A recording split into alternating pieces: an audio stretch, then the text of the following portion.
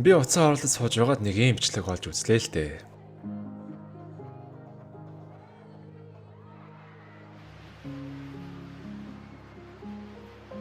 Одоогоос 24 жилийн өмнө буюу 2001 оны 5 сарын 24-нд нэгэн аз жаргалтай хосын амьдрал хэдхэн хормын дотор хамгийн аимшигтай дурсамж болон үлдсэн хэрэг гарсан байдаг.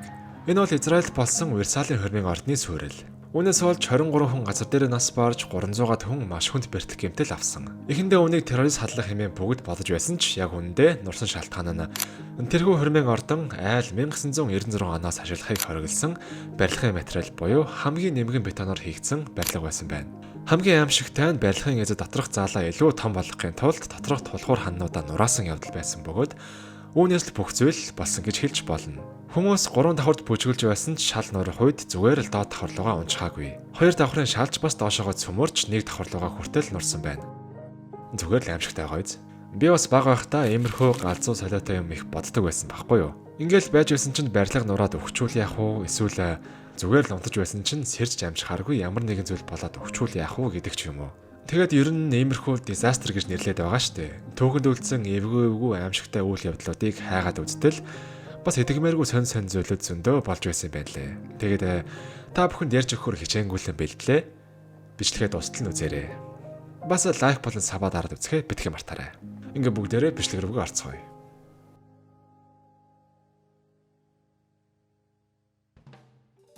Хэдүүлгийнх нь хамгийн ихэнд ярих зүйл бол Сампон гих Солонгосын алдарт их дэлгүүрийн сүрэл.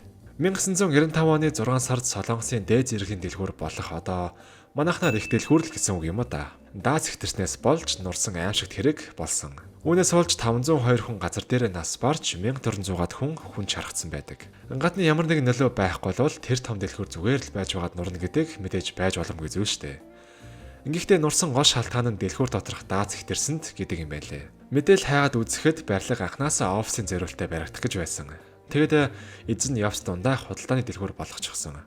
Мөн дээрэс нь 4 давхар байх байснаас 1 давхар нэмж 5 давхар болгосон бөгөөд тухайн давхар нь тэр жигтэй хоолны хэсэг байсан. Бас хідэн тооноор хэмжигдэх агаар шүүгч хоолны танад хөрөмжүүд гээд нэлээд хүнд зүйл байсан нь байдлыг бүрэлд ордуулсан. Ингэж явсаар 95 оны 4 сард хан болон таасны цувралтад анзаарагдж эхэлсэн ч дэлгүүрийн эзэн үнийг тоохгүй хэвээр л байсан.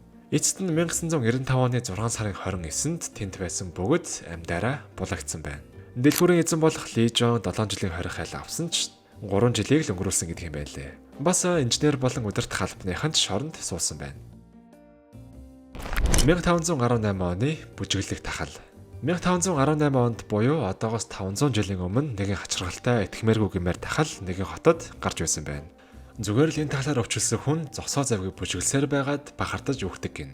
Тухайн үеийн Страсбург буюу одоогийн Франц улсад хамгийн ихний эмэгтэй хохирогч гудамжинд яагаад ч бүжиглж эхэлсэн байна.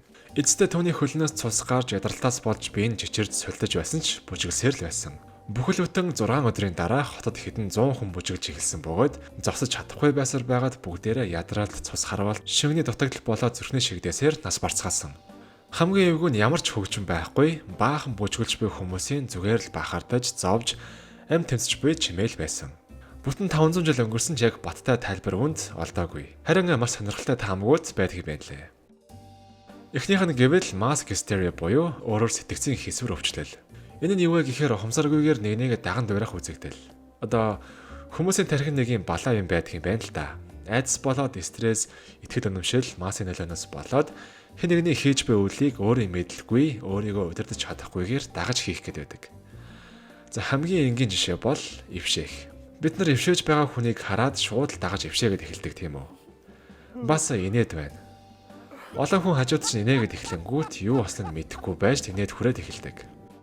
За үүнтэй яг агаар нэг зүйл Страсбург хотын хүмүүст болсон гэсэн үг.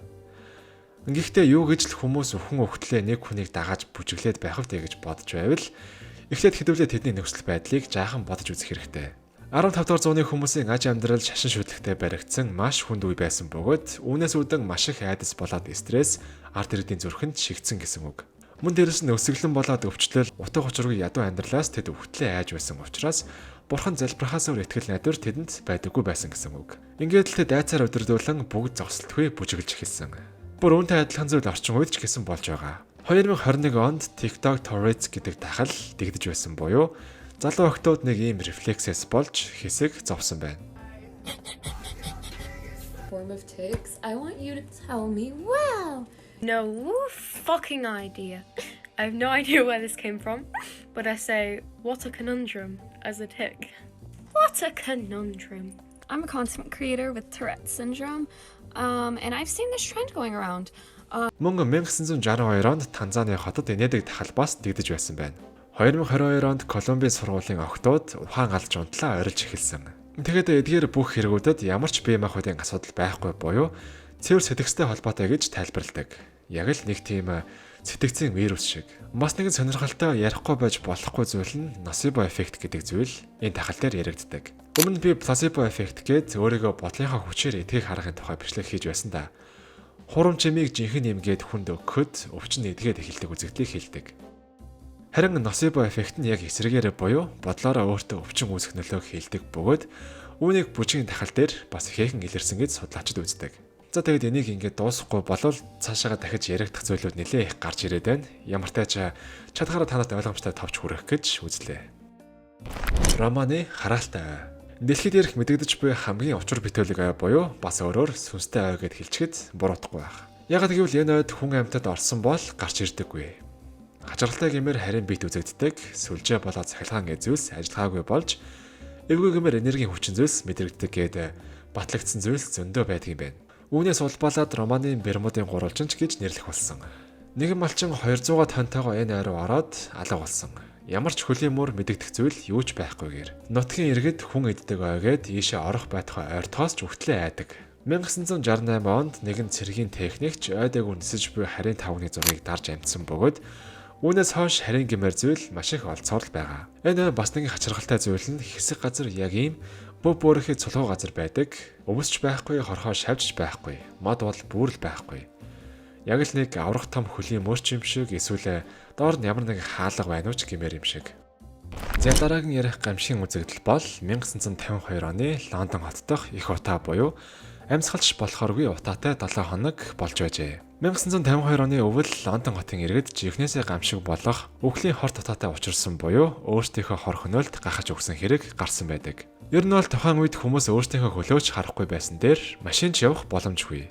Хүмүүс гэрээсээ утас дагуулж гардаг байсан нь эргээд гэрээ олохын тулд бүр гудамжинд хүмүүс ухаан алдаж эхэлсэн гэдэг. Энэ бүгд нэг л хөлөөс ирэхэд болсон явдал бөгөөд яг яагаад ийм их хорт утаад бий болсныг танарт хэлж өгье. 12 сар буюу эд хүйтэн удирдал байсан учраас хүмүүс их хэмжээний нүүрс шатааж эхэлнэ. Энэ бол эхний шалтгаан. Дээрээс нь дулааны үйлдвэр байгууламжууд урьд хожид байгаагүй хэмжээгээр утаа ялгаруулж эхэлсэн. Бас ямар ч салхи үүсээгүй буюу өндөр агаарын даралт зэргүүд нь ийм их утааг бий болгоход нөлөөлсөн. За нэг л ийм ярьсан чинь наалдаж өгдөггүй шүү. Гайх юм юу ч байхгүй гоос тээ. Тэгээд та нараас надтай адилхан ийм царай гаргаад байж байгаах гэж бодож байна. Одоо ярих зүйлд та нар жоохон гайхаж үзээрэй заа юу. Эхэндээ хүмүүс зүгээр л утаа хэмээн бодож байсан ч яг үүндээ хэдхэн өдрийн дотор 12 мянгаад хүн энэ утаанаас болж өгсөн бөгөөд маш олон хүмүүс уушгиндаа ноцтой гэмтэл авч эхэлсэн байна. За нэг ийм л харамсалтай зүйл 1952 онд болж исэн байна да. Одоо тэгээд хизээ нэгэн өдөр Начигаар бас Улаанбаатарыг яриад бичлэг хийгээд сууж байхыг үүсэхгүй штэ. 20 жил өвхлийн утаанд амьдарсан хотын аимшиг түүх гэдэг ч юм уу те. Мэдгүй 20 жилээс их ч билүү. 1986 оны алуурчин үйл. Нэг өглөө босоод ирэхэд эргэн тойронд байгаа агаарч нь өвхлийн хорт хийгээр дүүрчгсэн чамайг алах гээд байна гэд төсөөлөд үз. Нэг л амьсгалах юм бол газар дээр өвхөх болно. Дараагийн ярих зүйл бол нэгэн тосгоны нуур хэрхэн чимээгүй алуурчин болсон тухай түүх. 1986 онд Камерун улсад байрлах Неос нэртэй нуураас үл мэдэгдэх утаа бүх ихээр ялгарч эхэлсэн байна. Харамсалтай нь тэр хавьд байсан хүн амьтныг хуугаар нь хамсан буюу 1746 хүн нас барж 3500-аад амьтан устсан байна. Хэдхэн минутын дотор шүү дээ. Юу болсон бэ гэвэл энэхүү нуур нь яг галтуулын дээр байрлаж байсан буюу бахан хэмжээний газар хөдөлж галтлаамны CO2 болох нүүрс хүчний хийг ихээр хөдөлгөөнд оруулж дээшлүүлсэн байна. Тэрхүү хий цагт 100 км/цагаар хурдалж байсан учраас зугтах ямар ч боломжгүй дээр энэ аюулыг мэдэх ямар ч боломжгүй байсан гэдгийг бүгдээр ойлгож байгаа байх. Мэдээж аврах багийнхан ирэхэд зүгээр л унтаж буй хүмүүс байх боловч бүгдээрээ амьгүй болцоосон. Дэлхий дээр дахиад ийм зүйл болох боломжтой байгаа бөгөөд Африкийн Киву гих нуур гин. Хэрвээ энэ яг адилхан маягаар задарвал хөх хүмүүсийн тоо хэдэн сайраа яригдана л гин. Тэгээд мэдээж орчин үед бол үнийг байнга хяналтнаа байлгах ч юм уу технологийн шийдлүүд байгаа учраас бас санаа амарч болох байх. За тэгээд өнөөдөртөө ингээд бичлэгээ дуусгая дөө хэдүүлээ. Энэ хүртэл үзсэн та бүхэндээ маш их баярлалаа. Тэгээд part 2 хийж магадгүй хийхгүй ч үж магадгүй.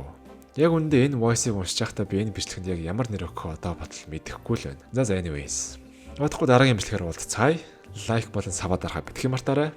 Бүгдээрээ баяртай.